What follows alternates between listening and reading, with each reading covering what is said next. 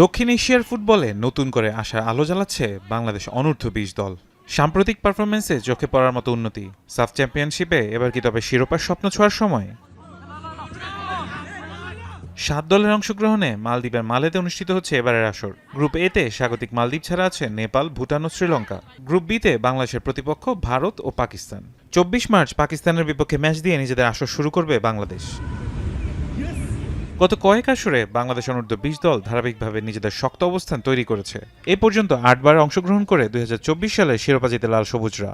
এর আগে 4 বার runners up ও একবার সেমিফাইনালে উঠে যুবারা। আক্রমণ ভাগে গতি আর ডিফেন্সে শৃঙ্খলা সব মিলিয়ে দলটি এখন অনেক বেশি পরিপক্ক।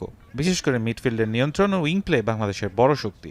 আজকে আমরা ফিনিশিং নিয়ে কাজ করছি, ওভারঅল সবকিছু ঠিকঠাক আছে। আমরা সবাই প্রস্তুত আছি ম্যাচের জন্য। সবারই ভিতরে একটা জেদ কাজ করতেছে। ফার্স্ট ম্যাচ আমাদের খুবই ইম্পর্টেন্ট। ইনশাল্লাহ আমরা ভালো রেজাল্ট নিয়ে মাঠ ছাড়বো।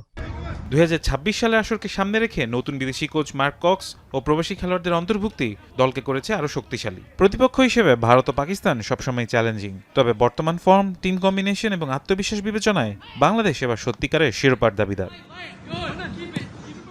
এবার কি ইতিহাস গড়বে লাল সবুজের তরুণরা?